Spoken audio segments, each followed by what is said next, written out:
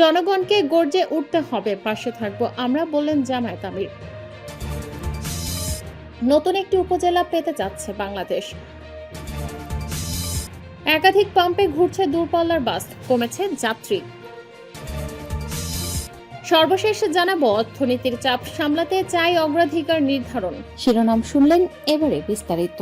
জনগণকে গর্জে উঠতে হবে, পাশে থাকবো আমরা, বললেন জামায়াত আমির। দেশের আর্থিক সম্পদ রক্ষায় জনগণকে গর্জে ওঠার আহ্বান জানিয়েছেন বাংলাদেশ জামায়াতে ইসলামীর আমির ডাক্তার শফিকুর রহমান। তিনি বলেন, জনগণের স্বার্থ রক্ষায় তাদের আন্দোলনে পাশে থাকবে তার দল।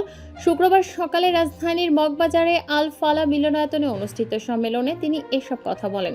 ডাক্তার শফিকুর রহমান অভিযোগ করে বলেন, বিএনপি জনগণের রায় নিয়ে জনগণের সঙ্গে প্রতারণা করেছে। সুস্থ রাজনীতির ধারা অব্যাহত রাখতে চাই বিধায় দেশের বৃহত্তর স্বার্থে নির্বাচনের ফল মেনে নিয়েছি। তিনি আরও দাবি করেন, জাতীয় নির্বাচনে ব্যাপক ইঞ্জিনিয়ারিং এর মাধ্যমে জুলাইয়ের চেতনাকে ভুলুণ্ঠিত করা হয়েছে। সাবেক একজন উপদেষ্টা এবং বর্তমান সরকারের একজন মন্ত্রীর বক্তব্যে স্পষ্ট হয়েছে গত নির্বাচনে কিভাবে কারচুপি করা হয়েছে। সংবিধান সংশোধনের মাধ্যমে সরকার ফ্যাসিবাদী কায়দায় দেশ পরিচালনা করছে বলেও অভিযোগ করেন জামায়াত আমির। তার দাবি, সংসদে বিরোধী দলের মত প্রকাশের সুযোগ সংকুচিত করা হচ্ছে, যার ফলে জনস্বার্থে আন্দোলনে নামতে বাধ্য হচ্ছে 11 দলীয় জোট। তিনি বলেন, অতীতের তুলনায় নতুন ধরনের ফ্যাসিবাদ আরও ভয়াবহ হতে পারে। তিনি বলেন, গণভোটের রায় প্রত্যাখ্যানের মাধ্যমে নতুন ফ্যাসিবাদের যাত্রা শুরু হচ্ছে। গণতান্ত্রিক প্রতিষ্ঠানগুলোতে দলীয়করণের মাধ্যমে ক্ষতি করা হচ্ছে বলেও মন্তব্য করেন তিনি। নতুন একটি উপজেলা পেতে যাচ্ছে বাংলাদেশ। বগুড়ার শিবগঞ্জ উপজেলার মোকামতলা বন্দরকে জেলার 13তম উপজেলা হিসেবে গঠনের প্রক্রিয়া চূড়ান্ত পর্যায়ে পৌঁছেছে। ইতোমধ্যে প্রাক নিকার প্রশাসনিক পুনর্বাসন বিন্যাস সংক্রান্ত জাতীয় বাস্তবায়ন কমিটির সভায় এ বিষয়ে অনুমোদন দেওয়া হয়েছে। দ্রুত সময়ের মধ্যেই মোকামতলাকে উপজেলা হিসেবে আনুষ্ঠানিক ঘোষণা করা হতে পারে। সোমবার বগুড়া সফরকালে স্থানীয় সরকার, পল্লী উন্নয়ন ও সমবায় প্রতিমন্ত্রী মীর শাহে আলম এ তথ্য নিশ্চিত করেন।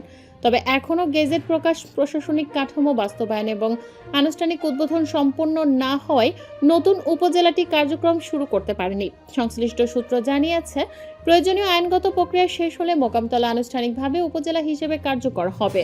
মন্ত্রিপরিষদ বিভাগের এক নোটিশে জানা যায়, বগুড়া সিটি কর্পোরেশন ও শিবগঞ্জ উপজেলার মোকামতলা বন্দরকে নতুন উপজেলা ঘোষণা সহ 8টি প্রস্তাব অনুমোদনের লক্ষ্যে গত 12 এপ্রিল প্রাক নিকার সচিব কমিটির সভা অনুষ্ঠিত হয়। ওই সভায় প্রস্তাবটি অনুমোদন পায়। একাধিক পাম্পে ঘুরছে দূরপাল্লার বাস, কমেছে যাত্রী। মধ্যপ্রাচ্যে যুদ্ধ পরিস্থিতির কারণে বাংলাদেশের জ্বালানি সরবরাহ ব্যবস্থায় অস্থিরতা দেখা দিয়েছে।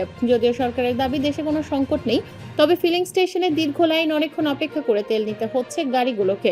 সেখানেও চাহিদার পুরোটুকু পাওয়া যাচ্ছে না। দূরপাল্লার বাস ও গণপরিবহনের জ্বালানি সরবরাহের রেশনিং ব্যবস্থা সরকার অনেক আগেই তুলে দিলেও এখন এসব যানবাহন পর্যাপ্ত তেল নিতে পারছে না। রাজধানীর বিভিন্ন বাস কাউন্টার ও টার্মিনাল ঘুরে সংশ্লিষ্টদের সঙ্গে কথা বলে জানা গেছে, আগে এক ফিলিং স্টেশন থেকেই পর্যাপ্ত তেল সংগ্রহ করতে পারত প্রতিটি পরিবহন। এখন 5 থেকে 6টি পাম্প ঘুরে তা নিতে হচ্ছে। এতে অতিরিক্ত সময় যাওয়ায় বিলম্বে গাড়ি ছাড়তে হচ্ছে। আর ছোট ছোট কোম্পানিগুলো এ অবস্থায় ট্রিপ বা যাত্রার সংখ্যা কমিয়ে দিয়েছে। পাম্পে পাম্পে তেলের সংকট সরেজমিনে দেখা যায়। বিভিন্ন ফিলিং স্টেশনে দীর্ঘ লাইনে দাঁড়িয়ে তেল নিচ্ছে মিনিবাস, বাস, মোটরসাইকেল, প্রাইভেট কার ইত্যাদি পরিবহন। প্রয়োজনীয় তেল পেতে অনেক ক্ষেত্রে একাধিক পাম্প ঘুরতে হচ্ছে চালকদের। অধিকাংশ পেট্রোল পাম্পেই জ্বালানি তেলের সংকট চলছে। কোথাও তেল নেই, আবার কোথাও সীমিত পরিমাণে সরবরাহ থাকায় দীর্ঘ লাইনে দাঁড়িয়ে থাকতে হচ্ছে যানবাহনগুলোকে। Bus, microbus, covered van, private car ও মোটরসাইকেল সহ সব ধরনের যানবাহনের ভিড়ে ঘন্টার পর ঘন্টা অপেক্ষার পর অনেকেই তেল না পেয়ে ফিরে যাচ্ছেন। ভোগান্তিতে পড়ছেন সাধারণ যাত্রীরা। সায়দাবাদ বাস টার্মিনালে কথা হয় তিশা পরিবহনের কাউন্টার মাস্টার আহসান হাবিবের সঙ্গে। তিনি বলেন, তাদের বাস প্রতি ঘন্টায় ছাড়ার কথা থাকলেও জ্বালানি সংকটের কারণে দেরি হচ্ছে।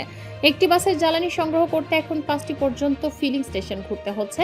ফলে যেসব গাড়িতে আগে থেকে জ্বালানি থেকে সেগুলো আগে ছেড়ে দেওয়া হয়, আর অনেক ক্ষেত্রে নির্ধারিত সময়ের পর গাড়ি ছাড়তে হচ্ছে।